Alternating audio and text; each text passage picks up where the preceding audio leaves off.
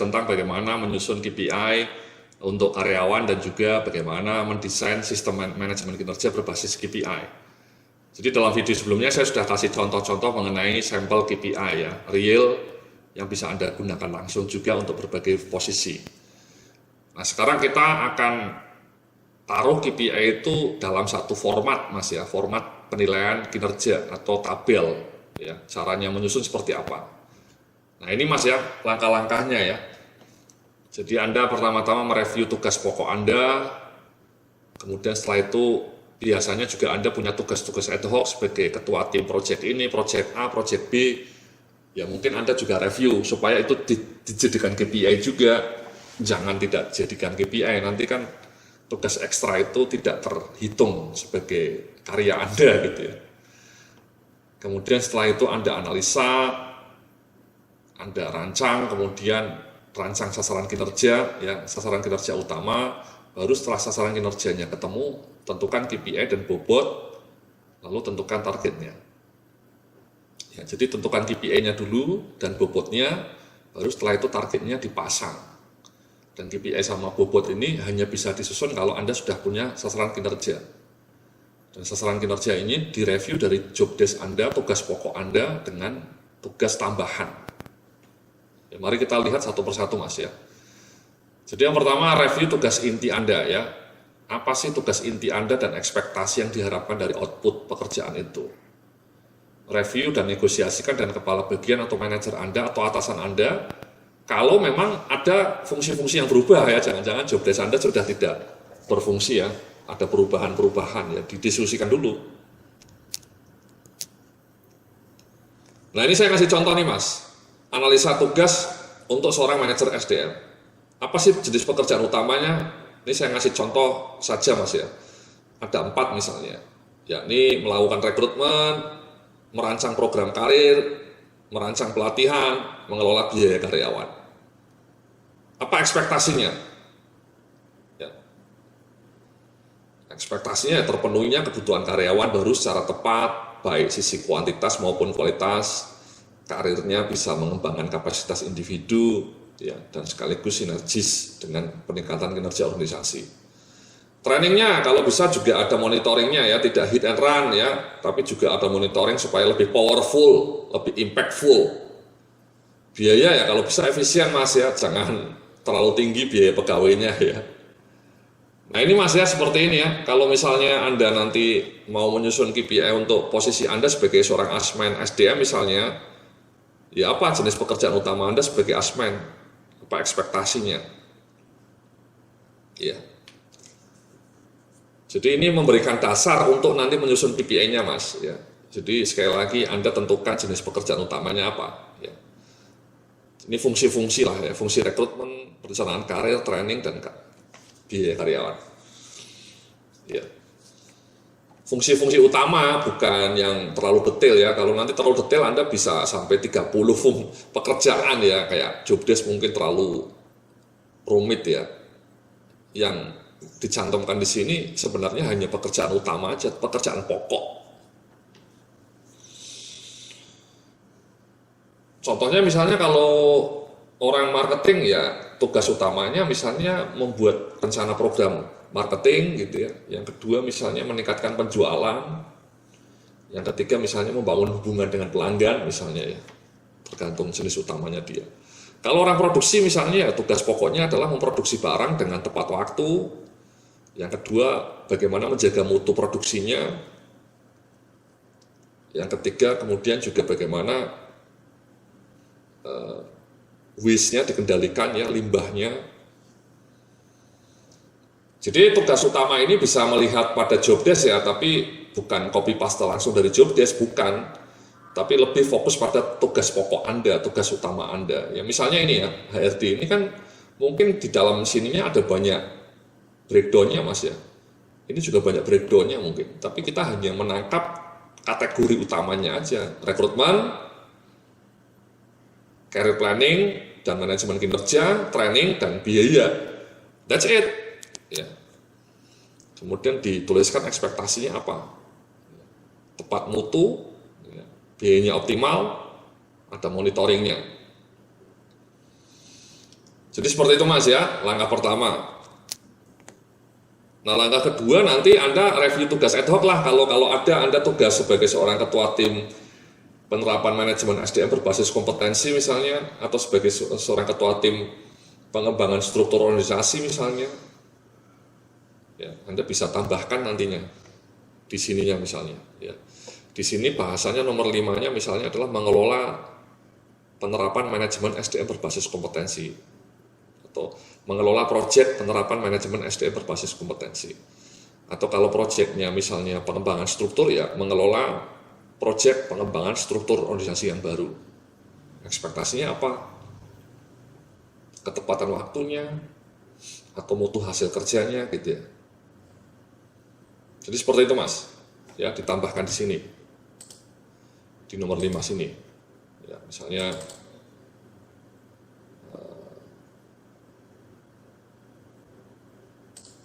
nomor 5 ya, mengelola tugas khusus. Sorry.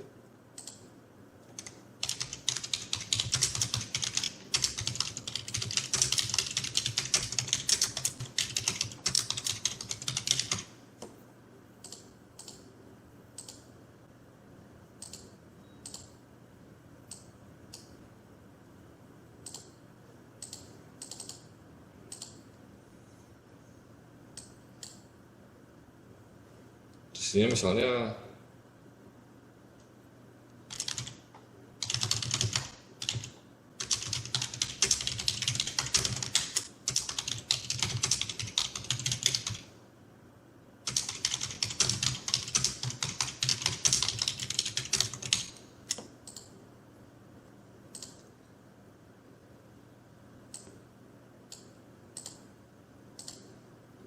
jadi mengelola proyek penerapan manajemen SDM berbasis kompetensi. Ekspektasinya terlaksana sistem manajemen SDM berbasis kompetensi untuk semua fungsi manajemen SDM. Misalnya, ini misalnya kalau Anda punya proyek tambahan Mas ya Mbak-mbak ya. Kalau tidak ya cukup 1-4 saja. Ya, tugas ad hoc. Nah, langkah ketiganya kemudian ya gabungkan Mas ya tadi ya, sasaran gabungkan dan sinergikan hasil-hasil itu dan kembangkan sasaran kinerja. Sasaran kinerjanya adalah 5-8, ini kunci nih Mas ya.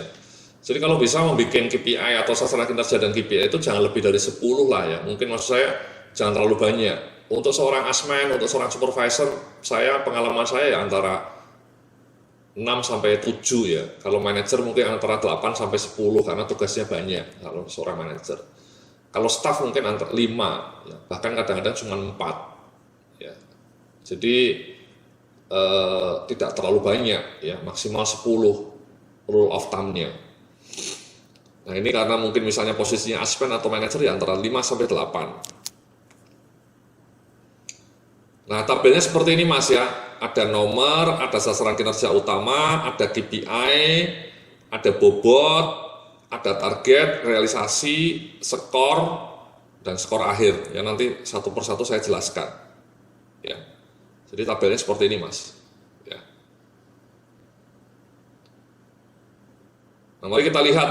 Ya ini tabel KPI untuk manajer SDM. Nah ini sasaran kinerjanya ada 5 Mas. Ya. Nah kalau Anda perhatikan ini 5 sasaran kinerja ini merupakan terjemahan dari apa yang sudah Anda bikin di lembar ini Mas.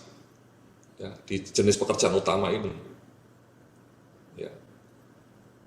Jadi tadi ada 4 itu yang jenis pekerjaan utama ini di copy paste atau dimodifikasi dijadikan basis untuk menyusun sasaran kinerja. Ya.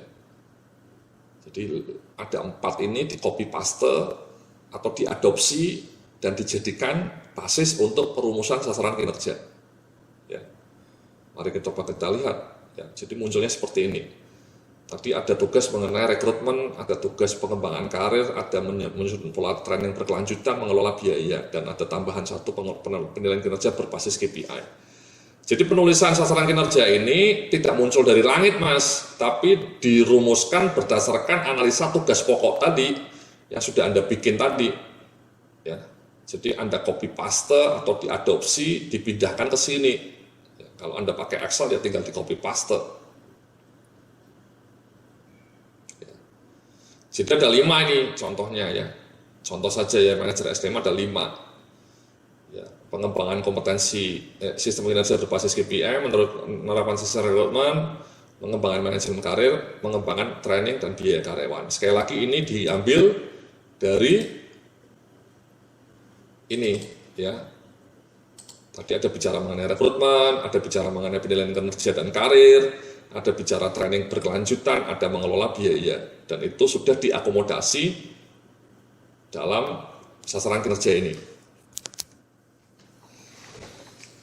Nah, setelah itu langkah berikutnya adalah kemudian menerapkan KPI-nya Mas untuk masing-masing sasaran kinerja ini ya. KPI-nya sekali lagi Anda bisa ngambil melihat contoh-contoh yang tadi sudah saya berikan. Ya. Jadi di contoh-contoh tadi kan sudah saya lihatkan ya ini ya, contoh-contohnya ya. Bisa Anda lihat mana yang kira-kira cocok untuk sasaran kinerja tadi ya, untuk HRD ya. Sekali lagi KPI itu sebenarnya banyak ya. Kalau tadi Anda download di tempat saya ini, saya bisa sampai punya 100 KPI ya untuk fungsi SDM itu kalau tidak salah ada 50 KPI ya. Kalau semua perusahaan bisa sampai 300 KPI. Bisa Anda pilih. Jadi KPI itu sebenarnya pilihannya banyak. Anda tinggal pilih yang paling cocok dan paling mudah diukur. Nah, setelah Anda melihat contoh-contoh ini ya bisa Anda copy paste yang relevan dan kemudian dimasukkan ke kolom tadi ya, kolom sini. Kolom sini Mas. Ya. Nah, contohnya ini saya lihatkan ya, kita kembangkan ya. Minimal setiap sasaran kinerja itu minimal KPI-nya 1, boleh 2, bahkan boleh juga 3. Jadi sasaran kinerja ini minimal KPI-nya 1 Mas. Tapi kalau Anda mau bikin untuk nomor 1 ini 2 KPI AB, ini AB ya boleh. Bahkan kalau sampai C ya boleh.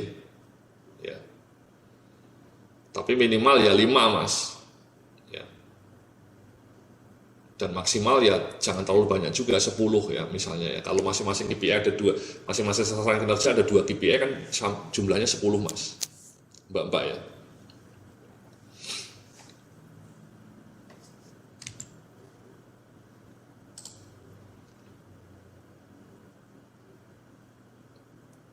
Sebentar. Nah ini Mas ya, jadi inilah KPI-nya Mas ya. Misalnya mengembangkan sistem penilaian kinerja berbasis KPI ya, KPI-nya macam-macam sih ya. Pilihannya, ini kita milih kebetulan ini ya, jumlah karyawan yang telah mengisi formulir kinerja berbasis KPI. Ya. Menerapkan sistem rekrutmen, skor kinerja karyawan 6 bulan setelah direkrut. Persentase karyawan yang direkrut dengan tepat waktu 1 bulan sejak order. Ya. Ada 2 KPI ini kebetulan untuk rekrutmen. Untuk manajemen karir, kita pilih KPI-nya cuma 1, jumlah karyawan yang lolos tes assessment dan layak dipromosikan. Ya, jadi Anda kirim karyawannya ke IPPM atau ke Vendor Assessment Center dan kemudian di-assess. Untuk training berkelanjutan ada 2 nih KPI-nya. Yang pertama rata-rata jam pelatihan per karyawan per tahun dan jumlah program pelatihan yang diikuti dengan kegiatan monitoring secara kontinu. Kemudian mengelola biaya karyawan secara efisien. Ya, KPI-nya adalah rasio HR cost terhadap total cost. Ya, jadi persentase HR cost terhadap total cost. Ya, jadi itu Mas ya, kalau Anda perhatikan KPI-nya jumlahnya jadi 1, 2, 3, 4, 5, 6, 7 ya, 7 KPI. Kenapa? Karena ada beberapa sasaran kinerja yang KPI-nya lebih dari 1. Agar ini KPI di sini itu bisa Anda copy paste dari atau bisa Anda adopsi dari contoh-contoh KPI yang sudah saya berikan. Ya. Dan boleh lebih dari 1. Ya. Tapi semuanya harus pakai kalimat nominal ya, skor, persentase, jumlah, rata-rata jam, jumlah gitu ya. Nah, setelah KPI-nya muncul, Anda tentukan bobotnya, ya. Bobot ini seperti ini Mas kriterianya ya. Prioritas KPI semakin tinggi prioritasnya, semakin besar bobotnya. Tingkat kesulitannya makin sulit, ya sebaiknya bobotnya makin tinggi. Jangan dibalik Mas ya. Banyak klien saya, manajer-manajernya yang kira-kira sulit dicapai, bobotnya direndahin. Nah itu gaming itu Mas. itu KPI gaming ya. Anda nggak sportif. Ya. Dan tingkat kredibilitas KPI, Mas, data pencapaian KPI. Maksud saya gini, semakin kredibel, semakin baiknya bobotnya makin tinggi. Kredibel artinya data pencapaian tidak mudah dimanipulasi. Jadi emang ada sejumlah KPI yang data realisasinya itu kadang-kadang mudah dimanipulasi karena diisi sendiri. Misalnya KPI-nya seorang sekretaris misalnya ya. Seorang sekretaris itu KPI-nya adalah jumlah kesalahan penulisan surat gitu ya. Nah, kalau bosnya kan biasanya orang sibuk itu Mas ya, direktur atau GM kan sibuk. Sehingga kita minta sekretarisnya untuk ngisi sendiri ya. Kalau Anda salah, Anda tolong dengan jujur tulis kesalahannya berapa. Nah, kalau bosnya tidak mendetek, ya, bosnya tidak memantau, sementara sekretarisnya juga tidak jujur ya bahaya. Dia mungkin salah 2 kali nulis suratnya, tapi dia sembunyikan. Nah, itu namanya mudah dimanipulasi. Contoh lainnya misalnya KPI respon time ya. Jadi rata-rata waktu perbaikan AC misalnya itu KPI-nya orang GA, General Affair itu KPI-nya rata-rata perbaikan AC. Nah, itu kalau monitoringnya tidak rapi ya mungkin bisa dimanipulasi ya. Perbaikannya aslinya 4 jam, dia bilang di monitoringnya itu 2 jam gitu ya. Perbaikan AC-nya mungkin sampai 3 jam, dia nulisnya 1,5 jam gitu ya. Itu integritas. Nah, solusinya biasanya saya bilang sama klien ya nggak apa-apa, kita tetap biarkan karyawan untuk mengisi dengan apa adanya. Kalau misalnya nanti dia ketahuan melakukan kecurangan, ya dia bahkan kena SP1, karena itu sudah bukan masalah KPI, itu masalah integritas moral. Anda tidak jujur, itu menurut saya lebih fatal dibanding KPI ya. Anda melakukan kesalahan fatal yang lebih berat dibanding KPI. KPI skornya 0 itu masih oke lah, tapi ketika Anda sudah tidak jujur, itu Anda layak kena SP1, dan Anda bisa lebih parah itu. Jadi menurut saya seperti itu. Ya, jadi kita kasih kebijakan juga, randomly kita akan cek ya, nanti secara random sebaiknya ada tim lah. Mungkin dari HRD, cek random saja ya, tidak satu persatu random, kita lacak, kita konfront ya. Datanya sekretaris tadi, datanya GE benar nggak dengan realisasi kenyataan. Kalau kemudian dengan kenyataannya tidak benar, tidak pas, tidak sama, ya kita bisa ngasih SP sama sekretarisnya sama orang GE-nya tadi. Karena kredibilitas, integritas moral itu perlu dipertahankan, Mas. Ya. Itu kunci itu, Mas. Kunci kesuksesan yang sejati. Ya. Oke. Jadi seperti itu Mas ya, bobotnya harus mengacu seperti ini ya. Nah makanya ini kita kasih bobot maksimal 100 Mas. Ya maksimal 100. Ya jangan sampai 110 atau 200, jadi 100. Makanya bobotnya bisa, ini 25 karena dianggap penting ya. Ini 15 saja, ini bahkan 5 saja. Jam pelatihan ini mungkin tidak begitu penting. Maksudnya kalau sepanjang ada budgetnya ya bisa dilakukan ya. Tidak begitu sulit nih, KPI ini tidak begitu sulit pencapaiannya maksud saya ya. Ini 15 karena sulit mungkin ya, ini 10 ya. Intervalnya 5 sih sebaiknya Mas ya, jarang saya menemukan 3 atau 2,5 gitu. Menurut saya sebaiknya intervalnya 5. Ya, lebih kayak gini. 10, 5, 10, 15, 20, 25, 30, 35 dan seterusnya gitu Mas. Intervalnya 5 sebaiknya.